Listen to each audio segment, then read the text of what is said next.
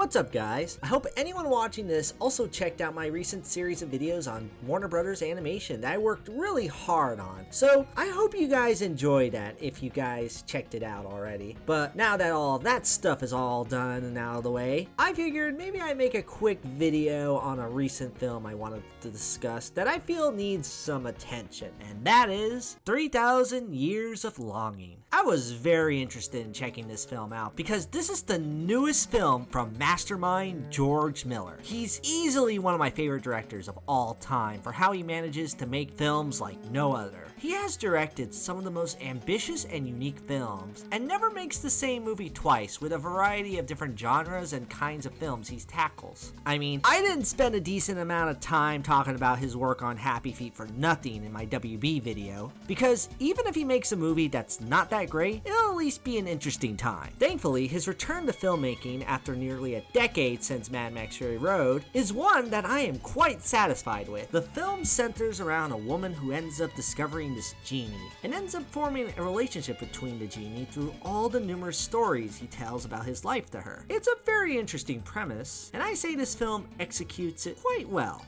This ends up essentially being an anthology film based around the life of this genie played by Knuckles the Echidna. And all of these tales were very captivating to me due to how much this film really thinks outside the box when it comes to storytelling and filmmaking. Miller gives these tales a very surreal, dreamlike experience with how Idris Elba's genie character grows through so much with so many different dynamics with the other characters he encounters. While the basis of this story is based around him talking to Tilda Swinton, they managed to have a very good chemistry with one another, as this film really relishes in the importance of storytelling, seeing how Swinton gets captivated by Elba due to how he tells these tales. The main theme I got out of this is how storytelling can be a way of understanding a person's struggles, desires, and overall life that can strengthen a relationship big time for anyone. I found that all very compelling and fascinating to look into. But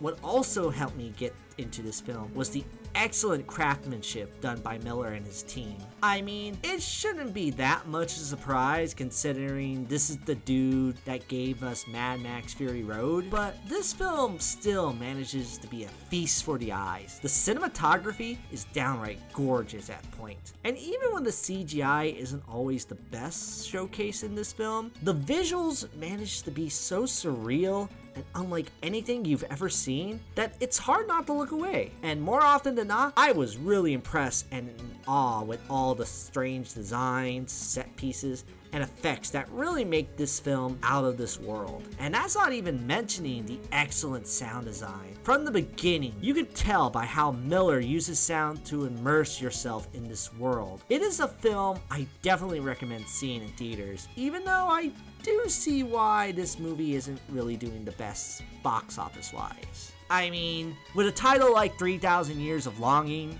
I'm not really expecting a box office hit, and it is a very strange movie that doesn't always hold your hand when it comes to how it tells its stories. George Miller doesn't give the audience answers to some things in the film, which could frustrate some audience members. But despite me kind of seeing why this film isn't a huge sell, it is also discouraging that it's not doing as well as it should. We live in a time where people clamor for new ideas and original films that are out of this world, that aren't just simple blockbusters. Yet, whenever one of those movies comes out, people for some reason don't go. I mean, if you're gonna complain about Hollywood being out of ideas, stop going to see Disney remakes for the hell of it and actually go out of your way to take a risk on something original. We need films that take risks like this, and I'll always applaud George Miller for always doing that in his films no matter what. Not to say that this film is perfect. As I mentioned, George Miller doesn't give the audience answers to everything, but even with admiring him not spoon-feeding the audience information, there's some aspects of this movie that didn't really add up, particularly an interesting spirit that appears early on in the film that never really got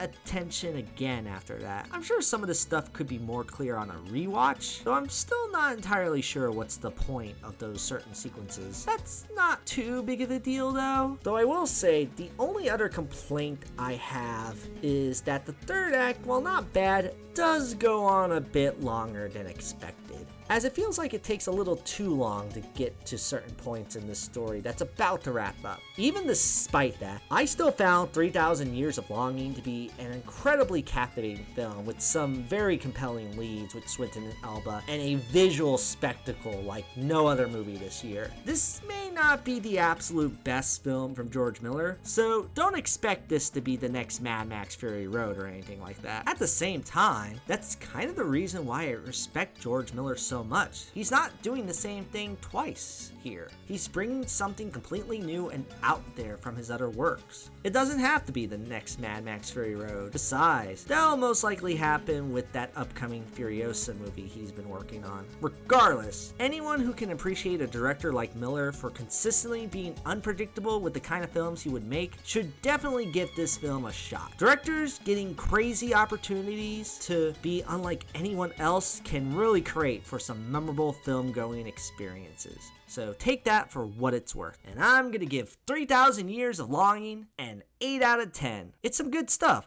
I highly recommend checking it out if you guys get a chance. And I'll see you guys again in the near future. Later.